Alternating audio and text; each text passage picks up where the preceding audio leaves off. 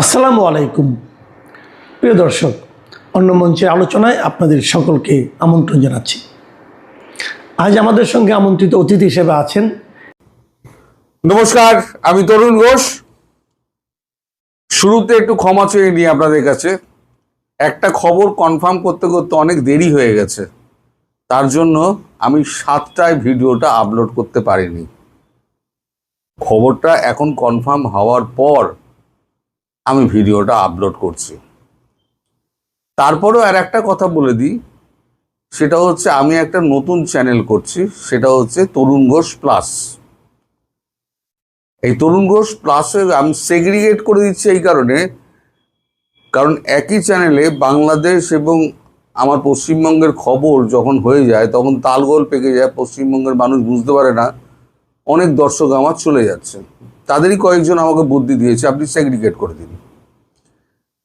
তো তরুণ ঘোষ প্লাস যেটা থাকবে সেটাতে আমি সমস্ত বাংলাদেশের খবরগুলো দেবো। এখানে দেবো না তার মানে এই নয়, দেব, কিন্তু ম্যাক্সিমাম খবরটা তরুণ ঘোষ প্লাসে যাবে। আর ন্যাশনাল ডায়ালগ, তরুণ ঘোষ ন্যাশনাল ডায়ালগে যেমন আছে, সেখানে যাবে শুধু আমার পশ্চিমবঙ্গ এবং ভারতের খবর। তাহলে কারোর মনে কোনো সন্দেহ থাকবে না, বিভ্রান্তিও থাকবে না। ফলে আপনাদের কাছে অনুরোধ, আপনারা চ্যানেলটা 2-1 দিনের মধ্যে স্টার্ট করব। তরুণ ঘোষ প্লাস এই চ্যানেলটা আপনারা সাবস্ক্রাইব করুন এবং ওখানেই আপনারা বাংলাদেশের সমস্ত খবরাখবর পাবেন। এবার ফিরি আমি খবরে। খবরটা কি এমন জরুরি, সেটা হচ্ছে কদিন আগে আমি আপনাদের বলেছিলাম যে আমাদের ট্রাই সার্ভিসের সঙ্গে একটা মিটিং করেছেন প্রধানমন্ত্রী। মিটিং করে তিনি এর উদ্দেশ্যে চলে গিয়েছেন, বিদেশ চলে গিয়েছিলেন, ফ্রান্সে। ওই ট্রাই সার্ভিস মিটিংটা করেই ফ্রান্সে চলে যান। উনি দায়িত্ব দিয়ে গেছিলেন, তখন বলেছিলেন রাজনাথ সিং এবং অমিত শাহের ওপরে। এখন যে খবরটা এখন পাওয়া যাচ্ছে, আমি আপনাদের কখনো বলছি না যে আমি 100% শিওর, কিন্তু একটা পুরো খবর আসছে যে রংপুর হয়তো আপনাদের হাত থেকে যে কোনো দিন বেরিয়ে যেতে পারে। এখন 2-3 বছর আগে যদি আমাকে যদি কেউ বলতো, আমি বলতাম যে না, এটা উচিত নয়। কারণ ভারত বাংলাদেশকে স্বাধীন করে দিয়েছে। ওই 22 কিলোমিটার চওড়া যে রাস্তা আমাদের শিলিগুড়ি করিডোর, সেটা সবাই জানে এবং ভারত সেটা মেনে করে ব্যাপারটা বাংলাদেশের ম্যাপ তৈরি করেছে, বাংলাদেশের ভূখণ্ড ছেড়ে করেছে। তাহলে আজকে কি এমন পরিস্থিতি ঘটলো যে রংপুরটাকে নিতেই হবে? একটা কথা কিন্তু আমি আর একবার বলেছিলাম যে আজকের দুনিয়ায় শক্তি যার, সবকিছু তার। জিসকা লাঠি উসকা ভ্যাঁস। আপনি যদি দুনিয়ার দিকে তাকান, আপনি দেখুন রাশিয়া ইউক্রেনকে মারতে মারতে মারতে মারতে প্রচুর দখল করে নিয়েছে, বলছে আমি ছাড়বো না। আপনি ইসরায়েলকে দেখুন, গাজা মারতে মারতে মারতে 20 কিলোমিটার ঢুকে গেছে, আমেরিকাকে বলছে আমি ছাড়বো না। এরকম প্রচুর উদাহরণ রয়েছে। ইরান যে হরমুজ প্রণালী বন্ধ করে দিল, এতগুলো দেশ আছে, একমাত্র আমেরিকা এগিয়ে এসছিল যে খুলতে হবে, কিন্তু বিফল হয়েছেন। সেটা আলাদা কথা। সফলতা বিফলতা এটা তো নির্ভর করে হচ্ছে সময়ের ওপর। কিন্তু এতগুলো দেশ আছে, কেউ কি আমেরিকার পাশে গিয়ে দাঁড়িয়েছিল? ইনক্লুডিং ভারতের কথা বলছি, কেউ তো দাঁড়ায়নি। সুতরাং এখন পৃথিবীতে যেটা চলছে, জিসকা লাঠি উসকা ভ্যাঁস। 2-3 বছর আগে যদি আমায় জিজ্ঞেস করতেন, আমি বলতাম না, এটা একটা সার্বভৌম দেশ, সেই দেশ আমরা দখল করতে পারি না, ভারত তো করবেই না। কিন্তু আজকের দিনে যে পজিশনে এসে পৌঁছেছে, তাতে বাস্তব প্রয়োজনীয়তা হচ্ছে চিকেন নেককে চওড়া করা ছাড়া অন্য কোনো গতি নেই। আমি এর আগে বহুবার আপনাদের বলেছি যে চিকেন নেক ওখান থেকে আপনার রংপুর থেকে রাজশাহী আপনার ঢুকতে পারে, ভেতরে গঙ্গাটা চলে আসবে। আপাতত রংপুরের কথাটা শোনা যাচ্ছে, রাজশাহীর কথা কিন্তু শোনা যাচ্ছে না। আবার আমি বলে দিচ্ছি, রংপুরের কথা শোনা যাচ্ছে, রাজশাহীর কোনো কথা কিন্তু শোনা যাচ্ছে না। আমি জানি না কবে এটা হবে না হবে, আমি সেই সম্পর্কে আমার কোনো রকম ধারণা নেই। কে ভুল কে ঠিক সে সম্পর্কে আমি কোনো মতামত দেবো না। এটা রাষ্ট্র টু রাষ্ট্রের ব্যাপার, রাষ্ট্র টু রাষ্ট্র বুঝবে। আমরা হচ্ছে গিয়ে খালি দর্শক, আমরা আর কিছু না। আমরা বড়জোর আমরা আমাদের মতামতটুকু দিতে পারি যে কোনটা হওয়া উচিত কোনটা হওয়া উচিত নয়। কিন্তু সব মতামতই যে সব সরকার শুনবে তার তো কোনো গ্যারান্টি নেই। আর ভারতবর্ষের যখন সার্বভৌমত্ব সংকটের দেখা দিয়েছে, যখন চিকেন নেকের দিকে আপনারা সৈন্য সমাবেশ করছেন, আমি বাংলাদেশের কথা বলছি, তখন ভারতকে একটা অ্যাকশনে যেতেই হবে। সেই দিক বিচার বিবেচনা করে আমার কানে যে খবরটা, যেটার জন্য আমি দেরি করছিলাম, কানে যে খবরটা এসছে এবং সেটা কনফার্ম করেছি 2-3 জায়গা থেকে, না হলে এই খবরটা আমি করতাম না। চাঞ্চল্যকর খবর, আমি দুম করে একটা বলে দিলাম, কিন্তু আমি বলছি না কালকেই হবে বা পরশুই হবে, এরকম কোনো টাইম ফ্রেম আমি বলবো না। কিন্তু কথাবার্তা শোনা যাচ্ছে এবং এটা বাস্তবায়নের দিকে আস্তে আস্তে কিন্তু যাচ্ছে। আমি এটাও বলেছিলাম যে আরও 4 ব্যাটালিয়ন আমাদের সৈন্য গিয়েছে, তার মধ্যে 2 ব্যাটালিয়ন প্যারা SSF, আমি এটাও আপনাদের বলেছিলাম। আমি কথাগুলো কিন্তু বলে গেছি, নিরন্তর বলে গেছি। আপনারা যতই আমায় পাত্তা দিন বা না দিন, আপনারা হাসি ঠাট্টা করেন, সে আপনারা করতে পারেন, আপনারা দর্শক, আপনাদের বলার হাজার রকম রয়েছে, অধিকার রয়েছে। কিন্তু আমার বলার কথা আপনারা ইনফরমেশনটা দেওয়ার, আমি আপনাদের ইনফরমেশনটা দিলাম। এবার আপনারা ভাবনা চিন্তা করুন, আপনার সরকারকে বলুন যে এই জিনিসগুলো, এই উত্তাপ না বাড়াতে। উত্তাপ যত বাড়াবেন উত্তাপ তত বাড়বে। পাকিস্তান আবার একটা নতুন আব্বা পেয়েছে, সে আব্বা হুজুরকে নিয়ে পাকিস্তান খুব ব্যস্ত। আজকে এইটা করতে করতে আর ওটা আমি করতে পারিনি। এখন ওই খবরটা আমি কালকে করব। আজকে রাত্রিবেলা এটা ছেড়ে দিয়ে আমি ওই খবরটা কালকে করব। তবে আপনারা এই খবরটা আপনাদের জানানোর জন্যই আমার এই দেরি করে আসা। আমি আবার মার্জনা চেয়ে নিচ্ছি এবং সবাইকে আবার বলে দিচ্ছি যে তরুণ ঘোষ প্লাস, সেখানে কয়েকদিন বাদে আমি বলে দেবো, সেইখানে চ্যানেলটা খুলবো, সেখানে সমস্ত বাংলাদেশের খবরগুলো আমি দেবো। ভালো মন্দ যাই হোক না কেন, যেটা এখানে বলি ওখানে বলবো। আর এখানে শুধু পশ্চিমবঙ্গ ও ভারতের খবর করব এবং ওয়ার্ল্ডের খবর করব এই চ্যানেলটাতে। এই তরুণ ঘোষ ন্যাশনাল ডায়ালগে এই খবরটাই করব, এই চ্যানেলটাই করব। তো আপনারা সবাই সুস্থ থাকুন, সাবধানে থাকুন এবং ওপরওয়ালার কাছে কামনা করুন যেন দেশ সুস্থির থাকে।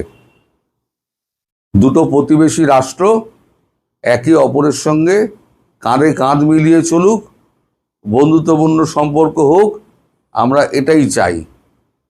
কিন্তু আমি চাইলেই তো হবে না, আর এক পক্ষকে চাইতে হবে। তেলে জলে তো আর মিশ খায় না। এখন দেখা যাক ভবিষ্যতে কি আছে না আছে, আপনারা ওয়েট করুন, আমিও ওয়েট করব। ধন্যবাদ।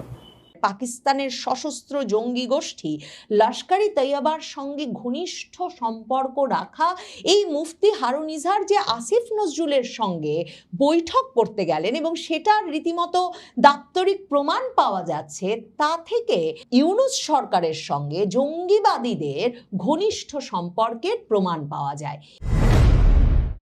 গত কিছুদিন ধরেই সারা বাংলাদেশ জুড়ে সাদা কালো কালেমা খচিত পতাকা উড়িয়ে দেওয়া হচ্ছে। এই ছবি, ভিডিও বিভিন্ন বিভিন্নভাবে সামাজিক যোগাযোগ মাধ্যমে সয়লাভ হলেও এবং যারা এগুলো অনুসরণ করেন তারা সকলেই লক্ষ্য করেছেন যে ফেসবুকে অনেক পাতা বেরিয়ে এসেছে যেখানে এসব পতাকা বিতরণ, পতাকা ওড়ানো এবং পতাকা নিয়ে মিছিলের বিভিন্ন ছবি ভিডিও গত কিছুদিন ধরেই একরকম সয়লাভ। কিন্তু বাংলাদেশের যেই সংবাদ মাধ্যমটি প্রথম এই খবরটি বিস্তারিতভাবে একরকমের তাদের অনুসন্ধানের ভিত্তিতে ছাপলো সেটি হচ্ছে বাংলা স্ট্রিম। বাংলা স্ট্রিম শিরোনাম করেছে সাদা কালো পতাকায় সয়লাভ দেশ, নেপথ্যে কারা। এখন পত্রিকাটি সরাসরি বলছে যে মুফতি হারুন ইজহার, যিনি হেফাজতে ইসলামের সাবেক শিক্ষা ও সংস্কৃতি বিষয়ক সম্পাদক ছিলেন, সেই মুফতি হারুন ইজহার, যিনি একজন ইসলামী চিন্তাবিদ হিসেবে এবং ইসলামী আন্দোলনের একজন প্রতিষ্ঠিত নেতা হিসেবে বাংলাদেশে পরিচিত, সেই ব্যক্তি সম্প্রতি বিশ্বকাপ শুরু হওয়ার পর গত 13ই জুন একটা ভিডিও বার্তা দিয়েছেন এবং সেই ভিডিও বার্তায় তিনি বলেছেন আপনারা সব জায়গায় কালেমার পতাকা লাগায় দেবেন। এখন যদি এটা জঙ্গিবাদ হয়ে থাকে তাহলে আর্জেন্টিনা এবং ব্রাজিল এগুলোর সব পতাকা নামাতে হবে, এগুলো যেখানে থাকবে কালেমার পতাকাও থাকবে আমাদের। এবং আল কুরআনের দার্স নামের ফেসবুক পেজে গত 13ই জুন বিশ্বকাপ উপলক্ষে বিদেশি পতাকার পরিবর্তে কালেমার পতাকা টানানোর আহ্বান ক্যাপশনে পোস্ট করা ভিডিওতে হারুন ইজহারকে বলতে শোনা যায়, এই যে আর্জেন্টিনা, তারপরে এই যে আপনার বদমায়েশি শুরু হয়েছে, আলহামদুলিল্লাহ আমাদের তরুণরা কালেমার পতাকা শুরু করেছে। এরপর তো সামাজিক যোগাযোগ মাধ্যমে এমনকি যাত্রাবাড়ি ফ্লাইওভারের ওপরে তরুণীরা কি করে একের পর এক কালেমা পতাকা টানিয়ে দিচ্ছেন এবং এই পতাকা যারা খুলে নেবেন তাদের বিরুদ্ধে কি ব্যবস্থা নেওয়া হবে সেসব হুমকি দিচ্ছেন, সেসব ভিডিও কিন্তু গত কিছুদিনে দেখা গেছে। কিন্তু বাংলা স্ট্রিম নামের এই অনলাইন পত্রিকাটি এই বিষয়ে খবরটি ছাপলো এমন সময়ে যখন বাংলাদেশের আর কোনো মূলধারার সংবাদ মাধ্যমে এই বিষয়ে কোনো খবর ছাপতে দেখা যাচ্ছে না। দেখেন, বাংলা স্ট্রিম চালু হয়েছে, তাদের কার্যক্রম শুরু করে ইউনূস আমলে যে এনসিপি ইউনূস সরকার এদের ঘনিষ্ঠ না হলে কারো পক্ষে পত্রিকার অনলাইন কিংবা প্রিন্ট যাই হোক না কেন পত্রিকার লাইসেন্স পেয়ে পত্রিকা শুরু করা সম্ভব না, সেটা নিশ্চয়ই সকলেই স্বীকার করবেন। তখন থেকেই এই যে বিরাট একটা বিনিয়োগের মাধ্যমে বাংলা স্ট্রিম নামের এই পত্রিকা বড় সড় টিম নিয়ে ঢাকায় বসে কাজ শুরু করার পর থেকেই বিভিন্ন সূত্রে খবর পাওয়া যাচ্ছিল যে এই পত্রিকার পেছনে যেমন কোনো গোয়েন্দা সংস্থার বিপুল বিনিয়োগ থাকতে পারে, তেমনি এমনকি এনসিপি, মাহফুজ আলম তখনকার তথ্য উপদেষ্টা এবং ইউনূস সরকারের প্রেস সচিব শফিকুল আলম, এদের সংশ্লিষ্টতারও তখন কানাঘুষো ছিল। এখন সেই বাংলা স্ট্রিম পত্রিকা বলছেন হেফাজতের সাবেক নেতা মুফতি ইজহারের ভিডিও বার্তার প্রেক্ষিতে সারা বাংলাদেশে এই যে ছড়িয়ে পড়েছে সাদা কালো কালেমা খচিত পতাকা, সেটা একটা বড় ধরনের ষড়যন্ত্রের অংশ। নিরাপত্তা বিশ্লেষকেরা নাকি বাংলা স্ট্রিমকে বলেছেন এসব পতাকার সঙ্গে আল কায়েদা, আইসিস, তালেবান, হিজবুত তাহরিরের মতো সংগঠনের পতাকার নকশার মিলের তথ্য আছে এবং তারা এই নিরাপত্তা বিশ্লেষকেরা বাংলা স্ট্রিমকে বলেছেন যে সংগঠিত এই পতাকা কর্মসূচিকে নিজেদের অবস্থান পোক্ত এবং দেশের সরকার ব্যবস্থাকে অস্থিতিশীল করার ষড়যন্ত্র হিসেবে বর্ণনা করা চলে। পতাকা নিয়ে শোভাযাত্রা, বিভিন্ন স্থানে টানানো ছবি দেওয়ার পর এর পেছনে গোয়েন্দা ব্যর্থতাকেও নিরাপত্তা বিশ্লেষকেরা বাংলা স্ট্রিমের কাছে দায়ী করেছেন। দেখেন, নিরাপত্তা বিশ্লেষক ব্রিগেডিয়ার জেনারেল অবসরপ্রাপ্ত একেএম শামসুদ্দিন বাংলা স্ট্রিমকে এ প্রসঙ্গে বলেছেন যে 24-এর গণ অভ্যুত্থানের পর চিহ্নিত গোষ্ঠী কোমর সোজা করে দাঁড়ানোর চেষ্টা করছে, সাদা কালো পতাকার মাধ্যমে তারা নিজেদের ব্র্যান্ডিং করছে।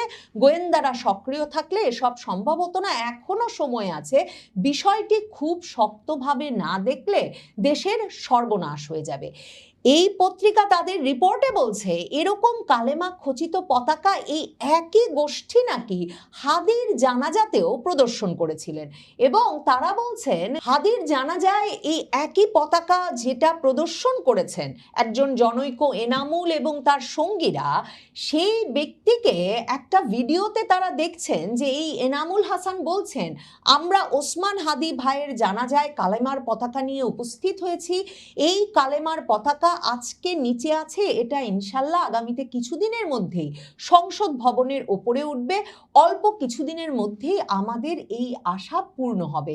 এখন যাত্রাবাড়িতে যে শোডাউন হয়েছে, মানে পতাকা ওড়ানোর ঘটনা ঘটেছে, ফ্লাইওভারে পতাকা লাগানোর ঘটনা ঘটেছে, স্ট্রিম বলছে এর সঙ্গেও এই এনামুল হাসানরা জড়িত, এবং হঠাৎ ঘোষণা দিয়ে কেন তারা সাদা কালো পতাকা টাঙাচ্ছেন সে বিষয়ে এনামুল হাসানকে জিজ্ঞেস করলে তিনি বলছেন যে তিনি এটা জানেন না, উনারা সঙ্গে ছিলেন, অন্যরা সঙ্গে ছিল, তারাও ছিলেন, বায়েজিদ খানও ছিলেন। স্ট্রিম বলছে মুফতি হারুন ইজহার, যিনি কিনা এই যে আর্জেন্টিনা ব্রাজিলের পতাকা লাগানো গেলে কালেমার পতাকা লাগানো যাবে না কেন বলে তরুণদেরকে আহ্বান জানিয়েছেন সারা দেশে কালেমার পতাকা লাগাতে, তার শরিয়া গ্র্যাজুয়েশন ইনস্টিটিউটের শিক্ষক মাওলানা বায়েজিদ খানকে যখন স্ট্রিম জিজ্ঞেস করেছিল যে তারা কেন যাত্রাবাড়িতে বা ফ্লাইওভারে বা সারা বাংলাদেশে কেন তারা কালেমার পতাকা নিয়ে এই সময়টায় মিছিল করছেন, তখন তারা বলেছেন পতাকার উদ্দেশ্য হলো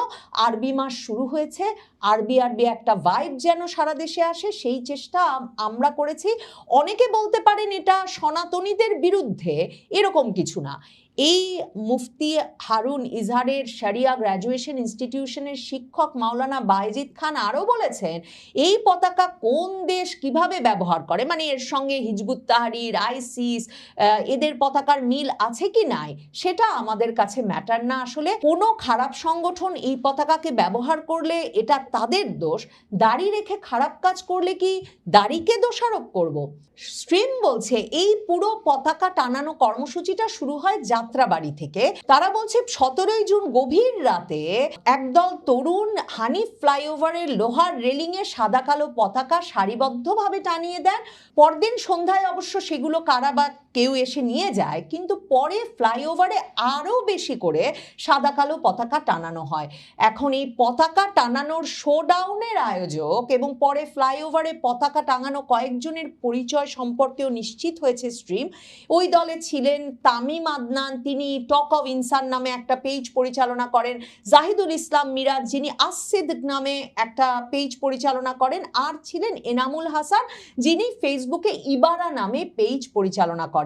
এইসব শোডাউন ও পতাকা টাঙানোর কাজে নেতৃত্ব দেন ওই বায়েজিদ খান, যিনি রাজধানীর নাজিমুদ্দিন রোডের শরিয়া গ্র্যাজুয়েশন ইনস্টিটিউটের শিক্ষক মাওলানা বায়েজিদ খান। এই ইনস্টিটিউশনের প্রতিষ্ঠাতা পরিচালক হচ্ছেন মুফতি হারুন ইজহার।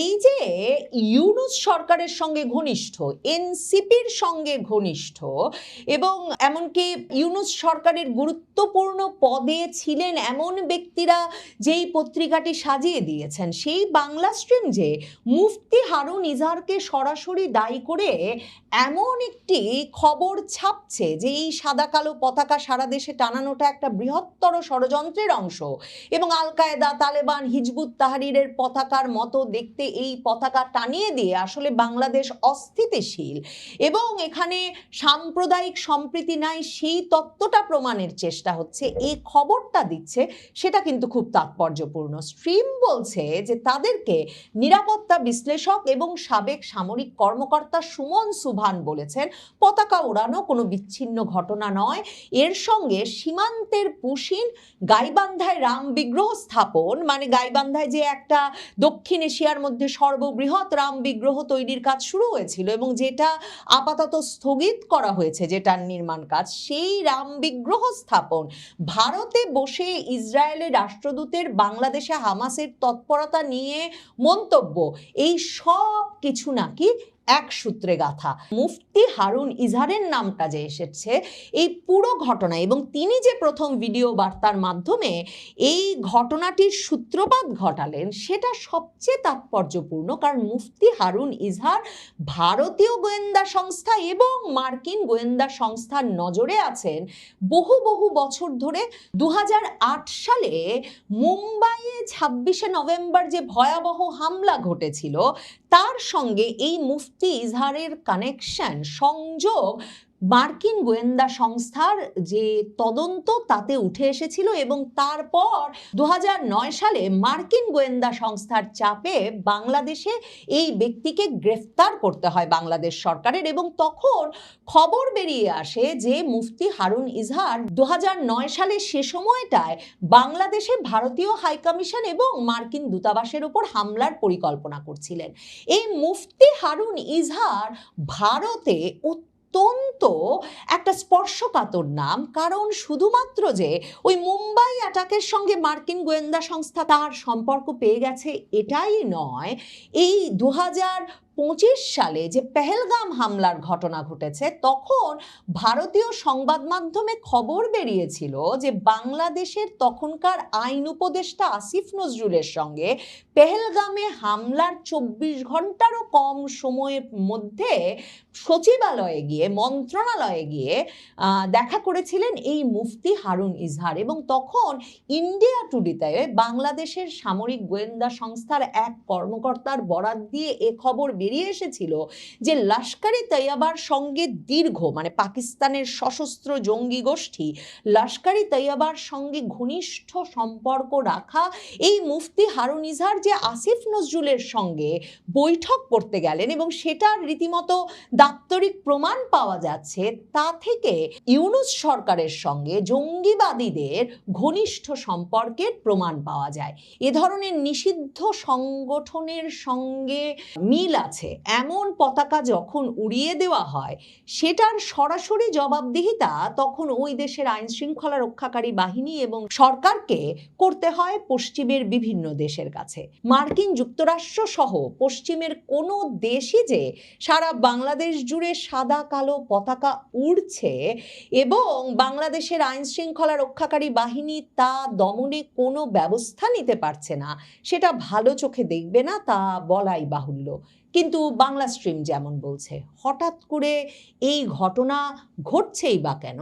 আর আরো বড় প্রশ্ন হচ্ছে, আন্তর্জাতিকভাবে এবং বিশেষ করে দক্ষিণ এশিয়ায় অত্যন্ত গুরুত্বপূর্ণ চরিত্র মুফতি হারুন ইজহার, তিনিই বা কেন এমন কর্মসূচির ডাক দিলেন?